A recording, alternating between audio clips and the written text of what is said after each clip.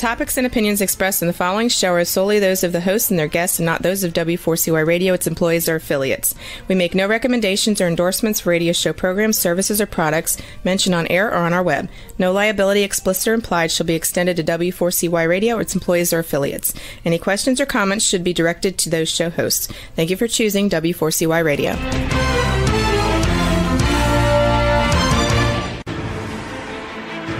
What's working on purpose anyway? Each week, we ponder the answer to this question. People ache for meaning and purpose at work, to contribute their talents passionately and know their lives really matter.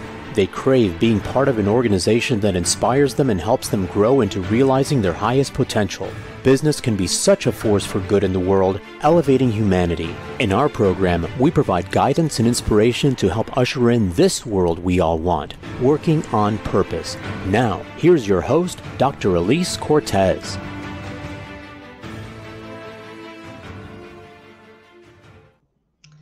Welcome back to the Working on Purpose program. Thanks for joining again this week. Great to have you. I'm your host, Dr. Alise Cortez, joining you live from Dallas, Texas, which is home base for me. If you've not met me yet and you don't know me, I'm a management consultant, an organizational logotherapist, speaker, and author. My team and I at Alise Cortez and Associates help companies to enliven their operations by articulating their purpose and building inspirational leaders and cultures activated by meaning and purpose to turn those companies from a flatline EKG to a vibrant workplace. There, people are intrinsically motivated to perform at their best, grow to their fuller potential, and are committed to stay and help deliver on the company's mission. You can learn more about us and how we can work together at alisecortez.com.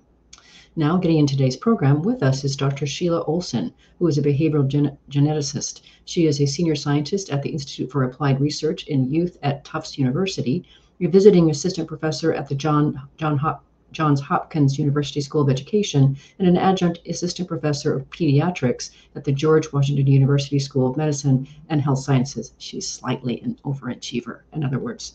We'll be talking today about the book she co-authored with Dr. Jim Loehr called Wise Decisions, a science-based approach to making better choices. She joins us today from Inglewood, Colorado. Dr. Ohlsson, welcome to Working on Purpose. It's a delight to be here. Thank you so much. Grateful. So welcome. And I'm so happy. You know, I want to commend you and Jim for this beautiful book. I have this really weird thing that I do, Sheila, is I read my guest books cover to cover in preparation for the show.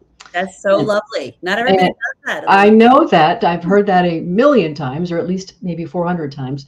But the reason I do that, Sheila, is because this show is my catalyzing force to continue my own growth, expansion, and development, so I can be a better service to the people that I serve. And I want you to know that I got some really powerful things from your book, not the least of which really recognizing who in the heck, what inner voice am I listening to? Because it wasn't mine. I recognized, I went, oh no wonder. So I want to say thank you for this. Thank you very much. Thank you. So let's kick this off here. I really, what I like to do on the show here is, as you could tell from some of the notes I sent you ahead of time, is I like to kind of engage over some of the content that really spoke to me, because the show is curated. So we kind of build on what we've already discussed over the last 8 years we've been doing this. So I want to start with how you opened the book. You say, because so much is writing on the decisions we make throughout life, putting the decision-making process under a microscope with the intent of better understanding how wise decisions are made represents the central focus of this book. Sounds good to me. And it really, I was sobered by that remark, thinking about the sheer number of decisions that we make and, to your point, how they completely influence the quality and results of our lives. Yes. And there are the micro decisions and the macro decisions, and the micro decisions lead into the macro decisions. The deciding what we have for breakfast, or how to manage a small moment at home, deciding whether to exercise in the morning, can make a difference in our mood state because of our biochemistry and so forth, and how we intentionally act or reactively react to situations that happen throughout the course of the day. So it's cumulative, it all adds up. And that's an important thing to know. And Jim, who unfortunately he can't be here, he's one of the most wonderful human beings on planet Earth. And he's been honestly my most important teacher and mentor. Kind of post academia, he's helped me bring my behavioral genetic, my neurobiological science research that people have a hard time reading with 10 syllable words that narcolepsy bring it to people to help people change their lives, how they think, how they behave, the lives of their children. That's my particular space, is early, childhood development, and because there's tremendous opportunity in that chapter of life to really create habits and patterns that stick. So decision making is an area that has not been, thoroughly illuminated. There's business decision making. There are lots of books in that space, but in terms of personal decision making, that was really an area that was ripe to go into and just really take the process out of the closet and into the light and examine the pieces that go into it. And so this was the genesis of the book, was really thinking about what can we write together that is just organically emanates from conversations we normally have about people and the meaning they make, and of events in their lives, growth mindset. And then Jim's work with 17 world #1 athletes and his, starting the Johnson & Johnson Human Performance Institute.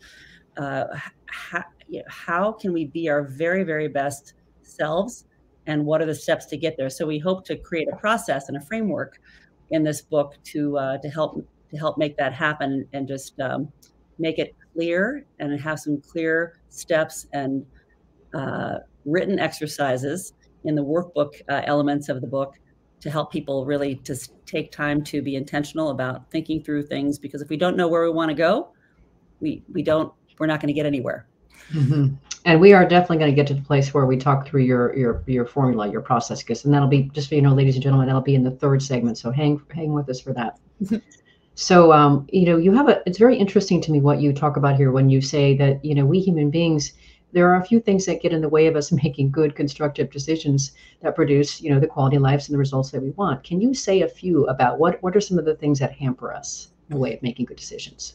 The things that hamper us are, multifold. There's the automatic element of decision making. We just do things that we've seen the adults in our lives do over time. We learn. There's a wonderful quote: "Don't worry that your children aren't listening to you. Worry that they're always watching you." So us adults, when we were children, we're watching the adults in our lives, whether our parents or grandparents or the important adult figures in our lives, and how they acted and reacted to situations going on. And we, through epigenetics, nature operates via nurture. The things that we see, the things that we take in, really become a part of our behavioral code, our behavioral patterns. So as we wire up our decision-making processes, they're not necessarily intentional. I don't know if you had a parent or anyone who talked to you about your decision-making process when you were a child or a young adult, or even your 20s or 30s, whereas just to be aware that we're making decisions is, that's really the starting point. But the other piece is our brains are fiction-making machines. We tell ourselves the stories that we want to hear and tend to make decisions that align with those stories that validate our stories and validate the decision we want to make in the first place. And so this kind of confirmation bias, wanting to go in the direction anyway, and then finding the things that validate that decision and provide a data set for that decision. That's probably those are the two most important elements that we wrote about. And so again, it requires taking a step back to think about things through a broader lens, to really unpack some of those elements, the childhood element, but also, the things that what do we think we want versus what do we really want? Mm-hmm. Yeah, you did a beautiful job of really detailing that in the book, by the way. So encourage our listeners and viewers to, when they go to get the book, to really give that a hard read, because I thought it was very, very discerning, very delineating. And then what I also appreciated, this really started to really make me understand the import of your book, Sheila. You wrote, "The whole point of decision making at all levels is to continually fine tune and fortify the process so that our lives increasingly represent who we most want to be in life. Wise decision making sets the stage for us to authentically and powerfully embody the way in which we show up in the world." That is so powerful. Thank you. And it's, you look at the science. I'm a behavioral geneticist. My PhD was on a big twin study looking at how nature and nurture operate together. And it's always nature via nurture. It's not nature versus nurture. It's the experiences that we have, the environments we're in, shape how we become and how we become who we become. And we're 24/7, 365 day a year work in process on this front. So this fine tuning element is vital, because we're not just sort of stuck with a set of DNA when we're going to have a kind of defined range of scope in our life. We have possibility to expand in the directions that really, where our energy is the most vital and vibrant. When we move in that direction, we grow, we change our mindsets, we change our behavior, we change all of those things. So, and in creating new ways of making decisions and patterns, it's really about behavior change and creating new habits. And that takes repetition, because, trying on, something for size, a new workout routine, let's just say, something to make it simple. It doesn't, our muscles don't grow after one day in the gym. We have to go for, at least a few months, but we start feeling the effects earlier than that. But to make behavior change, to create behavior change and mindset change that sticks, it takes a longer period of time and intentionality, which is why we have the workbook elements in the book, because when we write things down with our hand on a piece of paper, it really does engage the whole brain, the default mode network, the executive function. It helps us integrate things in a more holistic way. And just on that fine tuning element, one thing that I have done over time, this is in all the habit literature, have cues. Cues are really, really important to remember things. So sticky notes about your Y.O.D.A code, which we'll get into, your own decision advisor, have reminders around that help you remember and dock onto concepts that are important for you to be your very best self, to ground yourself in a moment where it may be a little bit heated. Breathe. You are just where you need to be right now. I have that on the back door going out of the door. But it is, we don't have control over a lot of things in life. Things happen, and they can't happen randomly. They may hit us sideways like a tidal wave. But we do have the choice about how we react to them. And when we can ground ourselves in breath and be where our feet are and decide to act rather than react, in that pause, is Viktor Frankl, I'm sure you've read Man's Search for Meaning. The power of the pause, that's where our freedom lies. We can make a decision in that power of the pause, but we don't do that. We just instinctively react and jump back out at something that we haven't really had a moment to process. Beautifully rendered. Yeah, the next thing I wanted to get into, which I think is delightful, one of the many delightful things about your book, of course, is your concept of our Y.O.D.A, which is, of course, your own decision advisor. And I appreciate you started talking about that already, but maybe this is a time if you could kind of introduce the Y.O.D.A concept to us. Sure. So inside of all of us, we have a private inner voice. This is the voice that is the most powerful of all of the elements of who we are. This is the voice that can either be a powerful coach, or it can be a really powerful adversary. Ally or adversary are the two kind of key terms. But we can the stories we tell ourselves about things that happen, and the messages that come through our minds, even in the nanosecond, an instant flash, can shape how we look at things. So, rumination, for instance, that always brings us at whatever age and stage down a rabbit hole. Being able to have that voice and train that voice, which is possible because of the science that we just talked about. Be a coach who tells you, breathe, slow down, take a moment, step back, reframe, and really give us the capacity to provide objectivity in inner stories that often get wildly subjective and caught up in moods and caught up in things that aren't even nearly the truth. Right. And so it's very easy for that to happen. But the problem is when that happens inside of us, it affects our mood state, our stress levels. At Johns Hopkins, my major focus was stress and what happens. Chronic stress, particularly over time, but stress, cortisol, narrows the purview. It keeps us in this kind of locked lane. And when the stress response happens, that is typically with rumination or with kind of negative thinking, or not giving ourselves space to really think broadly through this kind of 360-degree lens.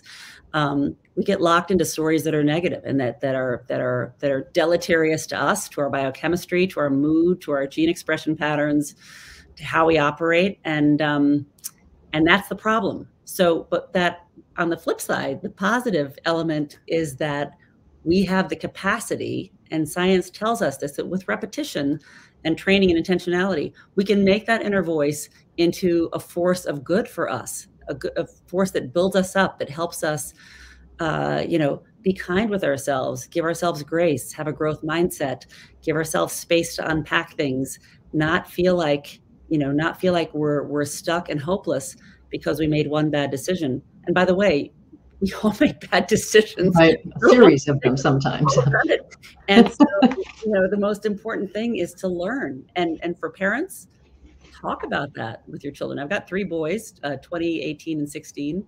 And we really just try to talk about the things that we do well and the things that we haven't done well. I think it's particularly important for adults to just be human with their children and talk about, maybe, what went wrong, why, how would I have thought about this differently sitting where I am right now? It's equally as important to talk about the bad decisions and the good decisions, but we learn over time. It's like shaping our clay and molding our clay through the science of epigenetics and building those neural pathways that become the default mode for us.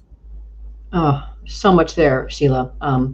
Let's grab our first break. I want to let our listeners and viewers just kind of think about what you've said so far around Y.O.D.A and kind of where we make decisions from, how they can actually impact the quality of our lives.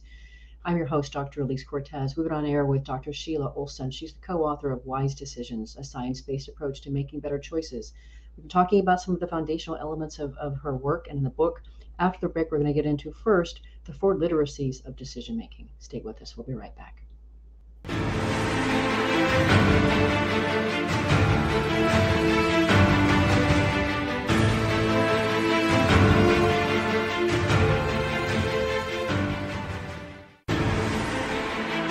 Dr. Alise Cortez is a management consultant specializing in meaning and purpose, an inspirational speaker and author. She helps companies visioneer for greater purpose among stakeholders and develop purpose-inspired leadership and meaning-infused cultures that elevate fulfillment, performance, and commitment within the workforce. To learn more or to invite Alise to speak to your organization, please visit her at alisecortez.com. Let's talk about how to get your employees working on purpose.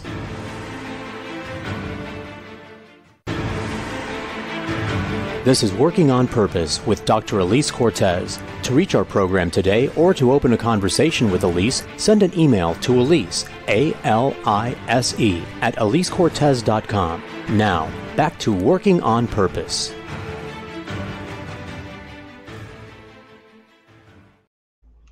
Thanks for staying with us. Before we get back to the program, I do want to share with you some exciting news here, which is I've been talking about for a bit now. We launched the Purpose and Joy Tour in March of this year. This is a collaboration with Y.O.D.A, an organization that teaches mindful practices to build happy, healthy, resilient worlds, and my firm, Alise Cortez and Associates, that activates meaning and purpose in company culture and leadership to increase fulfillment, performance, and retention. Together, we cracked this crazy idea to visit 33 cities across the United States, starting in March and finishing Virginia Beach in October, to find our tribe and of people that actually want to elevate their lives and their businesses by cultivating meaning, purpose, and joy. So you can find our list of cities and our planned events at gusto-now.com. Events, there's a tour tab there with all the cities delineated. So check out what we have planned for you, reserve it on your calendar and register, and we will see you there.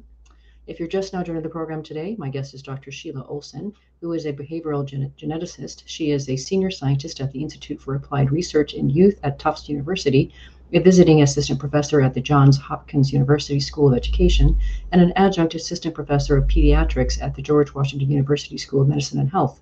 I'm your host, Dr. Alise Cortez. So I want to talk more now, if we can. I want to dig into, there were so many elements of your book that I just thought gave me so much more around this notion of decision making. One of them is, you talk about there's 4 literacies to decision making. If you could talk about each one of them kind of briefly and the buckets that are under each, I think that will help our listeners and viewers really understand just how much goes into this. Sure, absolutely. Thank you. So our chapter 1 of the book is called Health Ignites Wise Decision Making. And that's because when we are not healthy, either mentally, physically, emotionally, or spiritually, and spiritually we define as our highest order values and beliefs, we can't make the decisions we want to look back on and feel that we're proud of over the long game of life. So it's important to be, and I'll break down all these different 4 buckets, but it's one important thing to say up front is that these 4 buckets are all integrated. Below the skin, the same molecules that are affecting mental health or affecting physical health, our emotions, they all interact. So we can't think of them as discrete buckets. It's a really integrative mind-body system. But starting with the most basic, our physical health, our physical literacy, being physically active and doing something with our bodies every day. We're mammals. We were built to move our bodies in order to use our brains properly. And so doing something physically active every day stimulates this powerful exercise biochemistry that boosts mood, health, creativity, decreases inflammatory factors. It does all of these things that, that's more powerful than things that we go to the drugstore to get. So doing something physically active, whatever it is for you, or you can engage in, is very, very important. Mental literacy is really about doing our work to be able to have a growth mindset, which means meaning making in the appropriate way. There's a ton of literature on meaning making, and it is not the events in our lives themselves that make a difference in how they resonate with us. It's the meaning we make out of them. Yes. So when we look at an event and decide, oh my goodness, it's a catastrophe, it's never going to be the same, my life is over, that is going to, that brings on cortisol, that brings on inflammatory factors, it brings on these biochemical elements that just suck us down into the rabbit hole. We can also look at the very same event as, boy, that was awful, but you know what? I'm going to learn from it. And I would do this differently next time around, or what can I do at this point now to take some little piece of that and make my life better, make the life of someone else better. So the meaning making piece is massive, and studies show, my dear friend Mary Helen Imardino Yang at USC has done a lot of work on adolescence and meaning making and what that means later on in life. And the ones who are able to make adaptive, positive meaning, as you can imagine, their health is better, their decisions are better, they have better outcomes across the board. It's making adaptive meaning of situations, whatever they are, is incredibly important. So that's mental literacy. Emotional literacy is being emotionally intelligent, knowing how to recognize our own emotions, understand them, put a label on them, and express them and regulate them. This is, a lot of the work of my friend Mark Brack at Yale School of Emotional Yale Center for Emotional Intelligence is in this book. He's mentioned several times, but he's in several 4,000 schools across the country, helping adults and young people understand what their emotions are, because basically our emotions are the palette, they're the canvas that is primed, that all of our cognitive thoughts and ideas and actions and reactions, it's all, they all stem from this basis of our emotional beings. And our emotions are not just these sort of fluffy things, they're data, and they're the first things that wire up in our mind-body systems as infants, as young people. And our emotions really come directly from our viscera and our organ systems, and they project up. The outside expression of our emotions is our feelings. So being able to understand what those are, and it's, it's not a good idea to make a big decision when we're either really emotionally up or really emotionally down. And being able to understand that, maybe I need to make this decision, it's not the right time. Maybe I write it down as something that I need to think about, but at a different time. That's emotional literacy. And then spiritual literacy is really our highest and our most important values and beliefs about what is important in life and how we want to show up. And that's really the big driver. Yeah. That's the gas that comes from the inside. That's my jam. Yeah. Intrinsic motivation.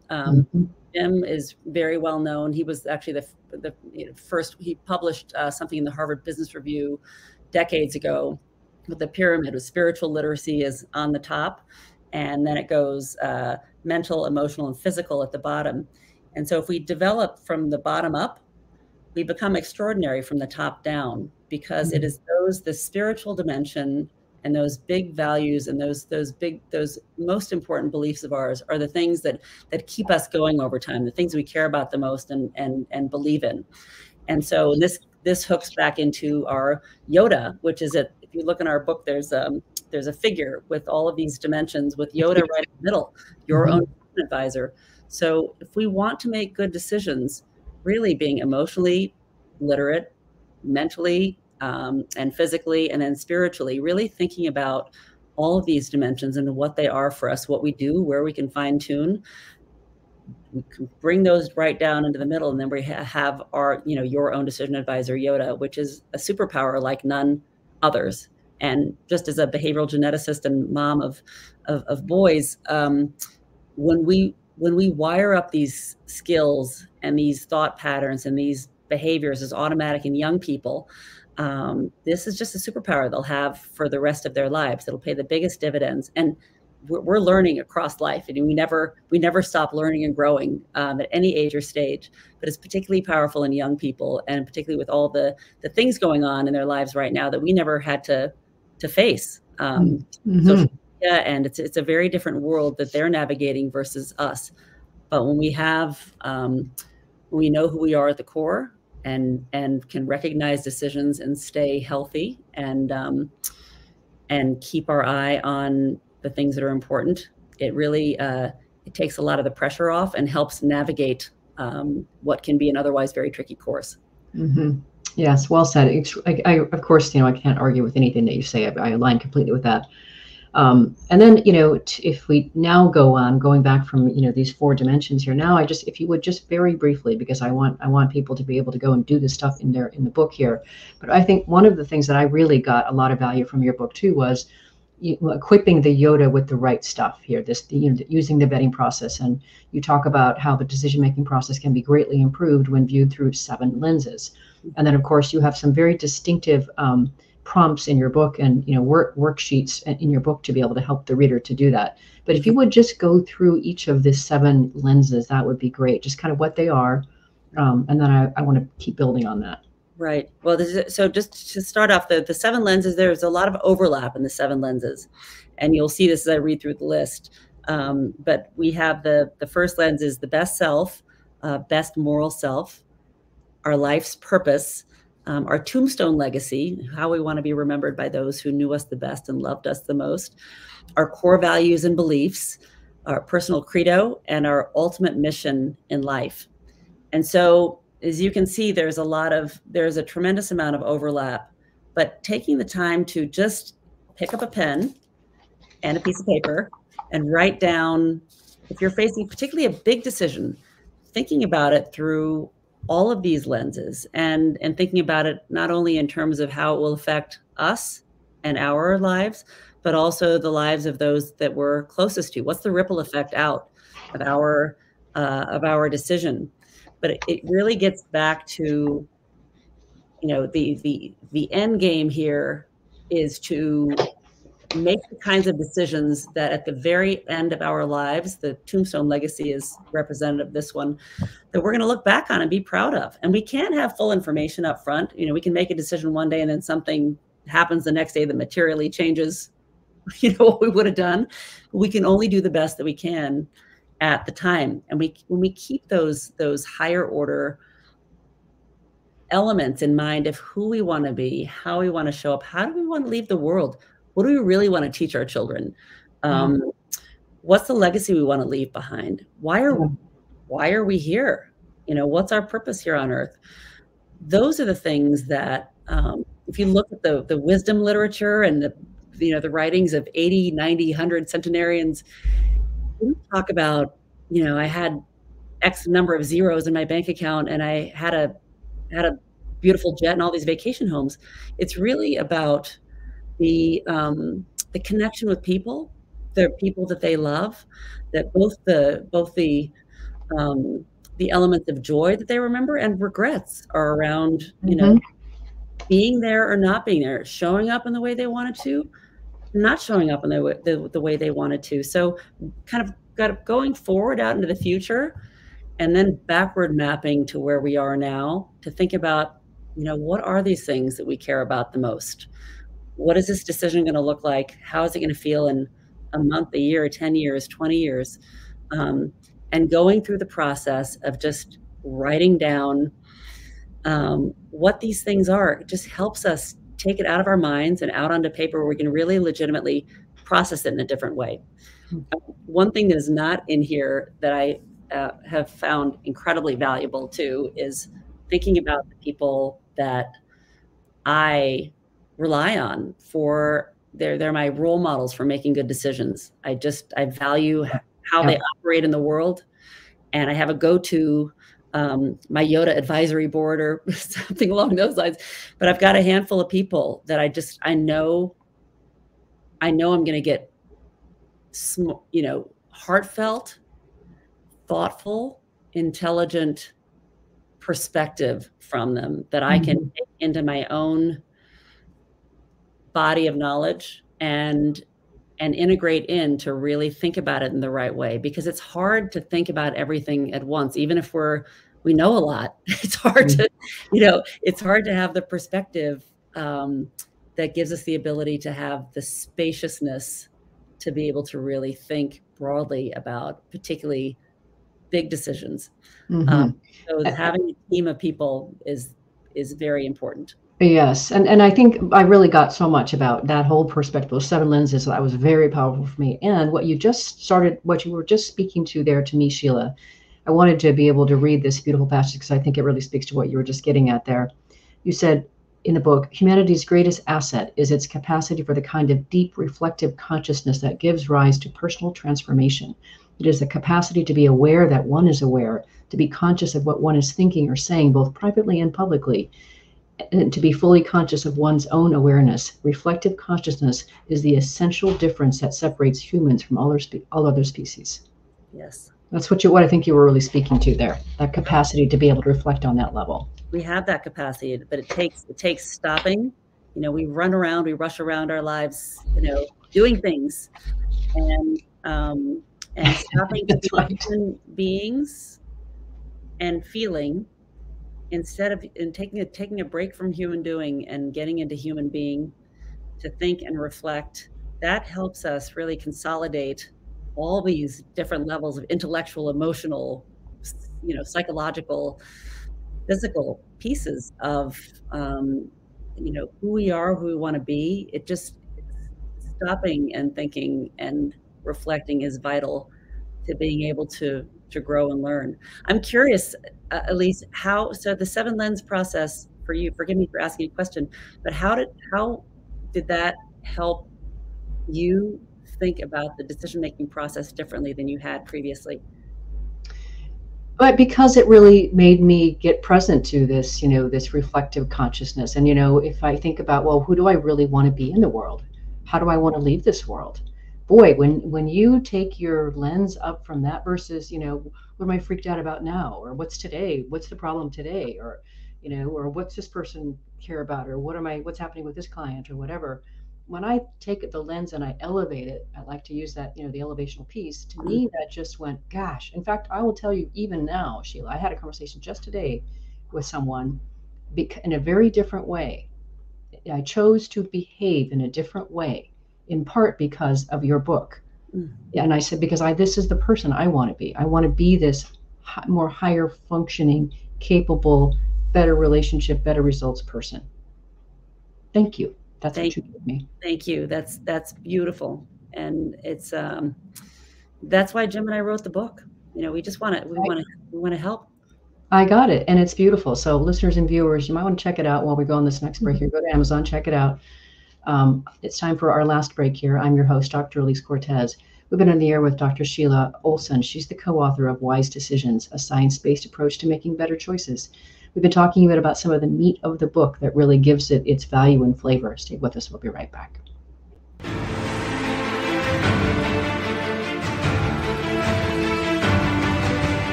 Dr. Alise Cortez is a management consultant specializing in meaning and purpose, an inspirational speaker and author. She helps companies visioneer for greater purpose among stakeholders and develop purpose-inspired leadership and meaning-infused cultures that elevate fulfillment, performance, and commitment within the workforce. To learn more or to invite Alise to speak to your organization, please visit her at alisecortez.com. Let's talk about how to get your employees working on purpose.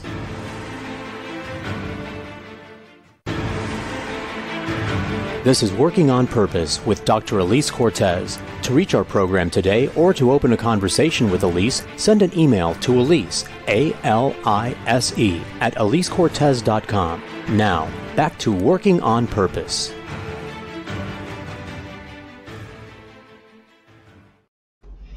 Thanks for staying with us and welcome back to Working on Purpose. I mentioned in the last break that we've launched this Purpose and Joy Tour. The two latest books that I have that are part of that tour are The Great Revitalization, How Activating Meaning and Purpose Can Radically Enliven Your Business. And this is for leaders to learn how to build elevating and high-performing cultures in leadership. The other latest book is called Coloring Life, How Loss Invites Us to Live More Vibrant Lives, which helps people navigating loss transform it to growth and vitality. You can find them both on Amazon. If you're just now joining us, my guest is Dr. Sheila Ohlsson. She's a behavioral geneticist and the co-author of Wise Decisions, a science-based approach to making better choices. I'm your host, Dr. Alise Cortez. So for this last bit here, I wanted just to get into some of the ways that the applications and exercises that you have in the book here to kind of give listeners and viewers a taste. And I was very, very intrigued with your tombstone exercise. Can you talk to us a bit about that? Absolutely.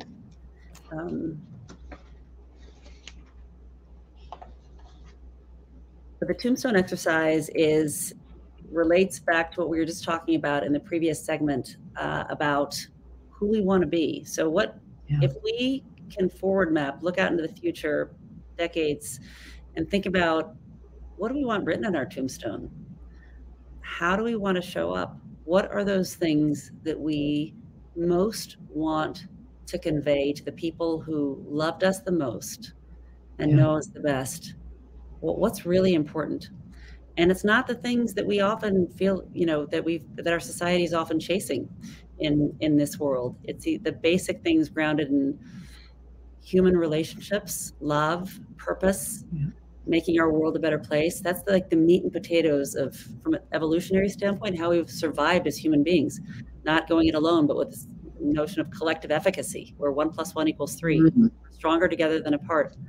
And so the tombstone legacy, and I've been working with some high school students, actually teaching a class based on this book, and it's been fascinating to work with them, these incredible young people who are thinking about what these things are early on in life, when many adults haven't really unpacked these things. They're sort of going through their lives doing and reacting, but not with the intentionality that we need to make sure that tombstone legacy is what we want it to be, because time is our asset, and the energy that we are able to deploy into the things that we care about, that's, it's priceless. So that's the tombstone legacy, just going out in the forward so we can backward map to make sure that we're on the right route, that our nav system is set to the right destination, and we can course correct along the way as needed. Mm-hmm. Not too far off maybe from what we were speaking about before the other break, but beautifully well illustrated. I love that you're working with youth, by the way. I also do work with youth on strengths finding and also meaning and purpose too. It's so fulfilling, and it's really necessary. It's beautiful. It is. And I think it's incredibly necessary, right? Just incredibly necessary. So I wanted to see if you would also just share just a few of the points from the summary wisdom from Y.O.D.A. There's in the last chapter, I think there's like 37 points or something crazy like that. So jam-packed with value. But maybe just a few that really speak to you. Around the details around Y.O.D.A? Around the summary wisdom, just some of those details that we haven't talked about so far on the show. Yeah, I mean, the summary wisdom is it doesn't matter if we get to the top of a mountain, if we have to climb over dead bodies on the way up. It's really about who we are as people, being kind to other people, how we treat other people,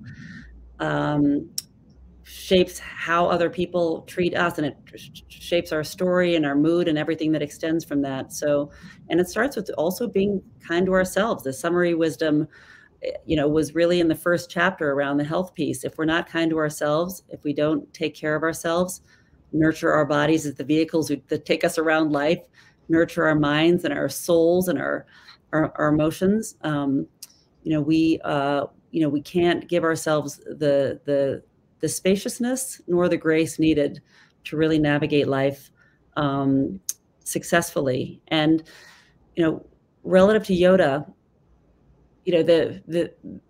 there are three basic things that if we look at all the literature over time on brain health, and brain health is of course correlate. You can't take mind, body health and put them separately because they both interrelate and they shape one another. But there are three major factors that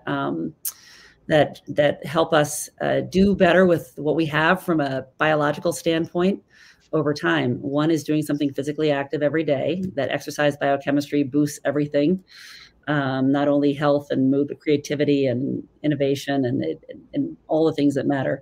Having friends, connected, doubling down on our people, surrounding ourselves with people who feel like sunlight, who support us.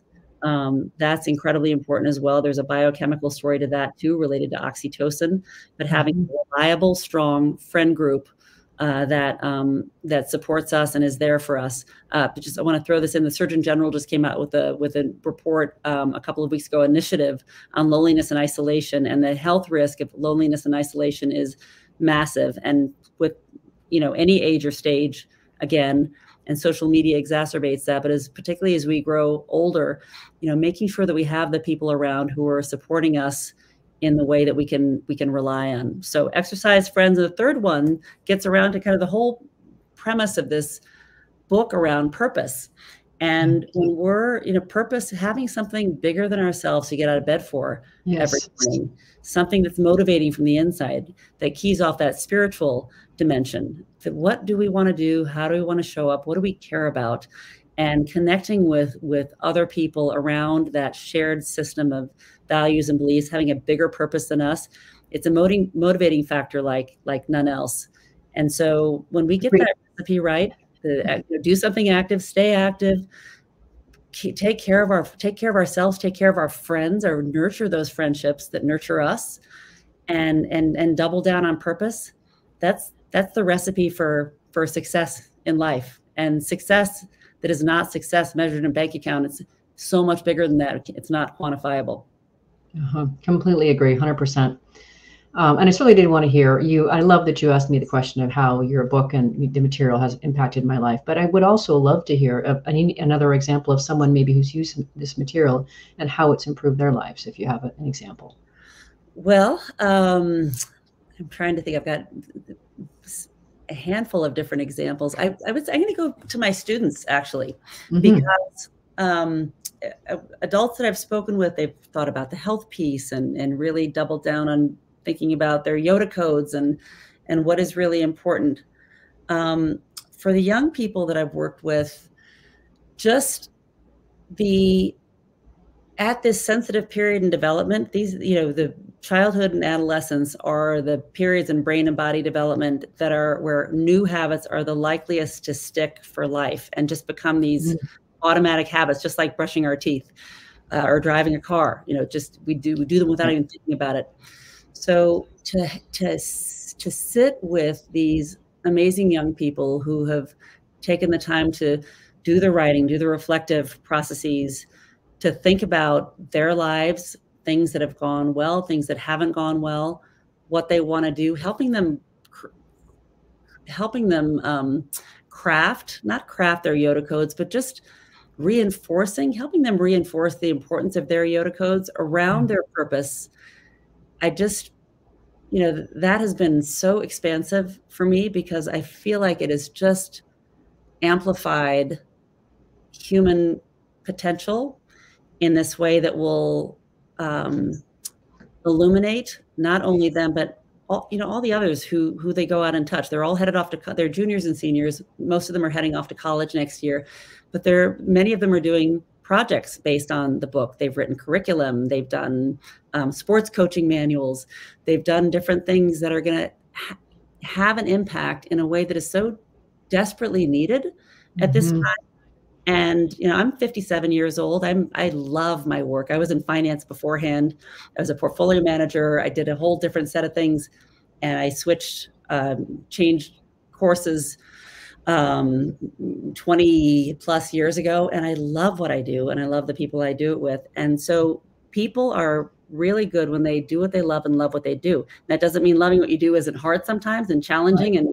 Right. And, it should be hard, because hard is fun. Hard is fun also. We get through challenges and we grow from it.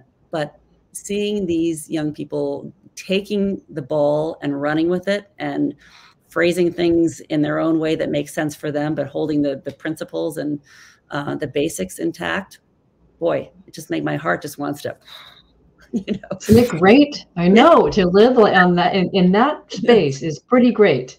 I love it too. So, well, it's amazing how fast this show goes. The show is listened to by people around the world, Sheila, and most people that listen to it are listening to the topic that, of course, they've chosen to opt into, or there are people that really are out to create a culture in the workplace where people actually want to show up, give their best, and stay, and create those leaders that lead us to our greatness. We do business that betters the world. What would you like to leave our listeners and viewers with? Go shine your light. Go double down on your Y.O.D.A code. Take care of yourself. Those are the two main things. Take care of yourself. Don't feel guilty about it. Prioritize it, and sit back and really think about your Y.O.D.A code. Those 5 or 6 words that describe who you want to be and how you want to leave those around you feeling, and then go out and just unabashedly shine your light. That sounds good to me, Sheila. I thank you so much for coming into my world, for writing this book, for coming on the air with me and sharing with it. It's been a delight to get to know you and share your work. Thanks for being on Working on Purpose. Thank you. I'm so grateful to be on today, and I appreciate you, Alise, for all the work that you're doing. Thank you. I'm so glad to know you. One thing that happens sometimes, Sheila, is when I connect with my guests, sometimes they get a knock on their door when I'm actually in their city. So beware. My door is open anytime. Okay, good. Listeners, viewers, if you want to learn more about this remarkable woman, Dr. Sheila Ohlsson, the work she does centering how nurture environment shapes nature, which is DNA, and how we can create context in sport, at school, and nature settings that unlock the potential of our youth, start by visiting her website. It's www.SheilaOhlssonWalker.com. Let me spell that for you. So Sheila, Sheila, Ohlsson is OHLSSON, and then Walker, WALKER. SheilaOhlssonWalker.com. Last week, if you missed the live show, you can always catch it via recorded podcast. We were on the air with Dr. John Schinnerer, the host of the Evolved Caveman podcast, talking about the work he does to coach men to greater connection, happiness, and success. Some really amazing pearls in that conversation. Very, very illuminating and enlightening stuff. Next week, we'll be on the air with Kent Gregoire, hearing about his perspective on stakeholder capitalism. See you there. Remember that work is an integral and important part of our lives and can be one of the best adventures and means of realizing our potential and making the impact we crave. So let's work on purpose. We hope you've enjoyed this week's program. Be sure to tune into Working on Purpose, featuring your host, Dr. Alise Cortez, each week on W4CY. Together, we'll create a world where business operates conscientiously, leadership inspires impassioned performance, and employees are fulfilled in work that provides the meaning and purpose they crave. See you there. Let's work on purpose.